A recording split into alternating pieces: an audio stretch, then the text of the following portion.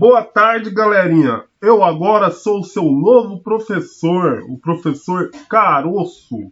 E eu vim aqui explicar para você sobre o que é eurocentrismo. Oi, gente. Claro que não vai ser o Caroço que vai explicar isso para vocês, tá bom? Mas o Caroço vai ficar aqui comigo até o final. O Caroço é meu netinho, tá bom? Vamos lá. O tema da nossa aula hoje é eurocentrismo. Marcão, mas o que é isso? O que é eurocentrismo, professor? Bom, eurocentrismo é o seguinte: é o modo de julgar o mundo a partir de um ponto de vista europeu. Influência que política, cultural, econômica e social a Europa exerce sobre outras variadas áreas, países, povos e culturas. Então é como se a Europa fosse o centro de todas as coisas, certo? Todas as coisas políticas, culturais, econômicas, sociais, e a Europa exercesse influência em relação a todos os outros países do mundo. Ainda, a gente pode usar o termo eurocêntrico para falar sobre isso, que valoriza em demasia os valores europeus da Europa, que se centra na Europa e nos europeus para interpretar o mundo e a realidade. Então, pessoal, quando eu digo a palavra eurocentrismo, ou então quando eu digo a palavra eurocentro, eu estou falando que a Europa é o centro de tudo. É como se a Europa fosse melhor que os outros. É como se as coisas fossem criadas pelos europeus e fossem esparramadas pelo resto do mundo. Agora você vai e pergunta, Marcão, mas o que isso tem a ver com a nossa matéria?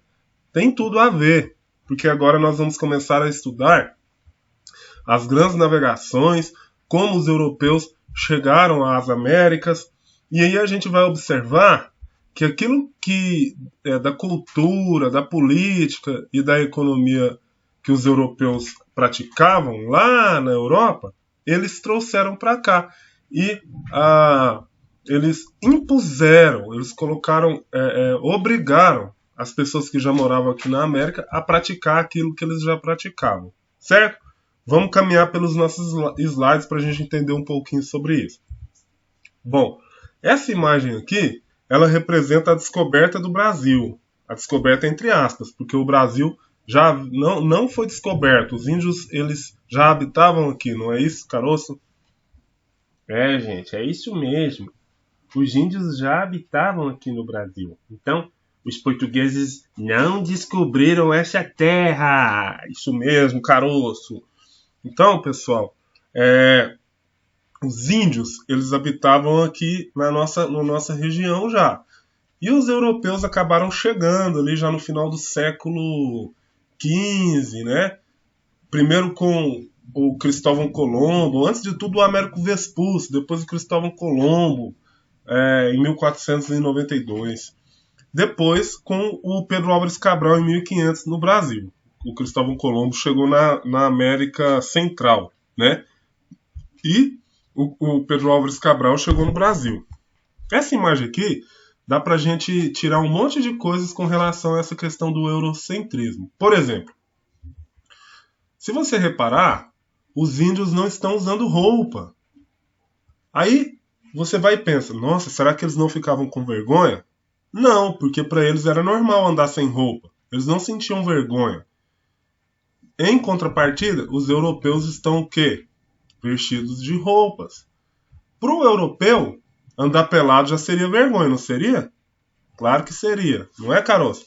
É verdade. Como que a gente fica andando pelado por aí, né, Marcão? Não pode.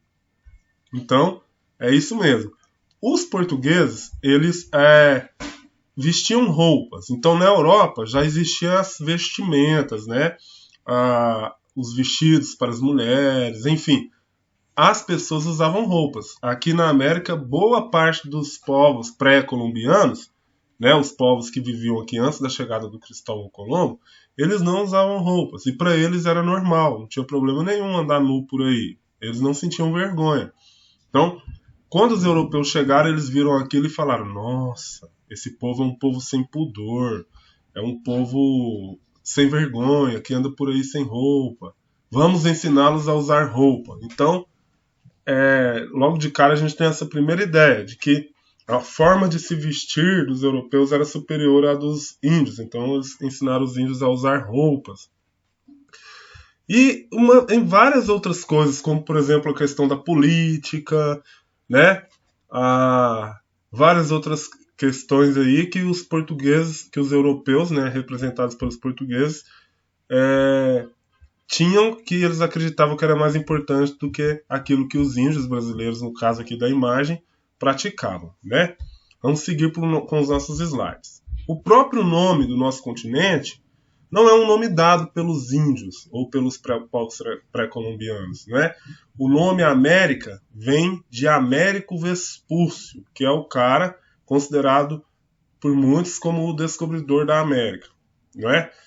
Então, em homenagem a Américo Vespúcio, colocaram o nome do nosso continente de América. E aí ela é dividida em 3. Você sabe quais são esses continentes? Esses territórios? Você sabe, Caroço?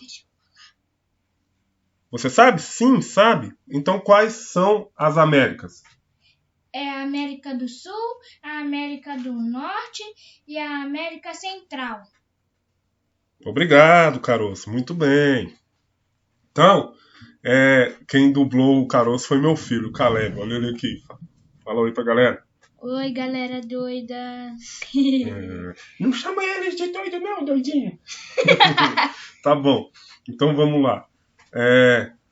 Américo Vespúcio, então, por conta dele, a América recebeu esse nome. Então, só para que você tenha uma ideia, os índios brasileiros chamavam o Brasil de Pindorama. Então esse nome Brasil nem foram os índios que colocaram, foram os europeus também, né? Não é, Caroço? É sim. Então, é isso aí. Vamos pro próximo. Os povos que habitavam aqui anteriormente eram chamados povos pré-colombianos. E aí a gente tem um monte de povos pré-colombianos aqui por este mapa, como você pode ver. A gente tem lá na América do Norte os esquimós, que você deve conhecer muito bem dos desenhos animados. Os Sioux, os Iroqueses, os Comanches, os Apaches. E aí, descendo para a América Central e América do Sul, você tem 3 povos importantíssimos. Os Aztecas, os Maias e os Incas. Aí os europeus, eles chegaram dizendo que eles eram superiores, que a Europa era o centro do mundo. Mas quando eles chegaram aqui, eles deram de cara com 3 civilizações super desenvolvidas. Existiam cidades enormes, muito maiores do que Anápolis, naquela época aqui na América. E esses povos, eles já tinham sistemas de governo, eles tinham rei, eles tinham exércitos, eles tinham dinheiro, eles tinham ciência, eles tinham rede de estradas. Enfim, eles eram povos super desenvolvidos, né, aqui na América já, né, os astecas, os maias e os incas. E aqui no Brasil, a gente tinha os nossos povos indígenas da época, os tupi, os aruac e os G, certo? Depois a gente vai ter aulas só sobre os povos pré-colombianos. Por enquanto, a gente vai ficar só nesse mapa. Não é, Caroço? É sim. Tá bom, Caroço, pode ir. Beleza. Aqui eu tenho nesse slide algumas imagens sobre esses povos, né? Aqui a gente tem a cidade de Tenochtitlan, que era a capital dos astecas, né? Olha só as pirâmides que eles construíam. Aqui acima a gente tem uma pirâmide maia também, que era uma civilização que estava localizada na região da Guatemala, os astecas na região do México. E aqui a gente tem a cidade de Machu Picchu, que é uma das cidades mais famosas que os incas construíram em cima da Cordilheira dos Andes, no Peru. Essa cidade foi descoberta no início do século XX, se não me engano, em 1910. Um arqueólogo norte-americano descobriu essa cidade e aí fez ela ser conhecida pelo mundo todo. E hoje em dia, milhares de pessoas visitam essa cidade por ano. Eu queria ir lá muito, muito mesmo. Outra coisa que mostra essa questão do eurocentrismo, né, da Europa ser o centro de todas as coisas, são os mapas. Como que chama esse mapa aqui, Caroço? Esse mapa chama o Mapa Mundial. Isso, caroço, é o mapa mundi. Tá bom, caroço, você já pode ir. Tá, esse é o mapa mundi.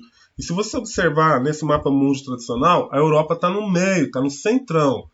A ideia, a história construiu a ideia de que a civilização, né, a sociedade saiu daqui da Europa e se esparramou pelo resto do mundo. Mas já pensou se o mapa mundi fosse desse jeito? De cabeça para baixo? Ou então se ele fosse assim? Olha que diferente, olha que concepção nova. Se as pessoas tivessem feito o mapa mundi desse jeito, o centro seria aqui a América e a Ásia. A Europa ficaria nos cantos. Mas a concepção tradicional mostra a Europa no centro e os outros países no canto, não é? Então, essa ideia de eurocentrismo é dizer que as coisas, tudo, tem a Europa como centro. Que a cultura surgiu na Europa, que a política surgiu na Europa, que a civilização surgiu na Europa, né? E isso aí é mentira, a filosofia surgiu na Europa, nada disso. Essas outras regiões do mundo, que não eram europeias, que depois os europeus vieram e conquistaram, todas essas regiões tinham já tinham a sua sociedade, já tinha a sua cultura, tinha a sua filosofia, tinha a sua forma de fazer política. Mas os europeus chegaram e falaram: mano, a minha política é melhor do que a de vocês, então eu vou ensinar a minha e vocês esqueçam as suas, porque eu sou da Europa e eu sou muito melhor, né?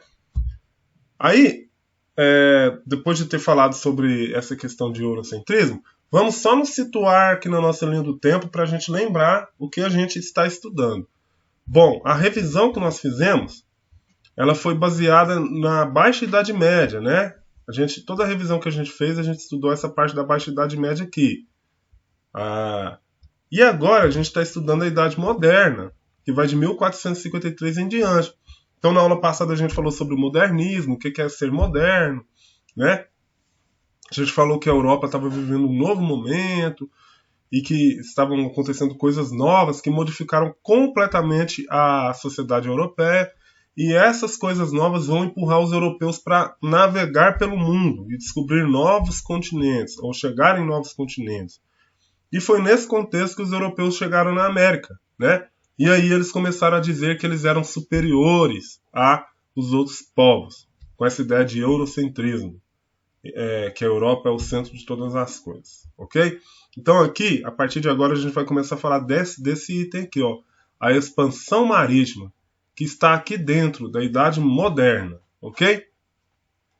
A atividade que vocês farão é essa aqui, ó. Toda ela tem um textinho falando sobre isso aqui que a gente conversou na aula, sobre o eurocentrismo. Muito tranquila a atividade de se fazer. Ela tem 7 perguntas, tem uma tirinha no final, para você responder sobre ela também. Mas todas as perguntas tiradas do texto mesmo. Você vai conseguir responder fácil. Certo? Então, galera, vamos encerrar a nossa aula. Vamos nos despedir do nosso amigo Caroço. Tchau, pessoal. Tchau. Fiquem bem. Tchau, Caroço. Até a próxima. Chegou aqui um amigo do Caroço, Lucas. Vamos brincar, Caroço. Oi, gente. Vamos brincar, Caroço. Vamos sim. Tchau, gente. Tchau. Tchau, galera. Até a próxima.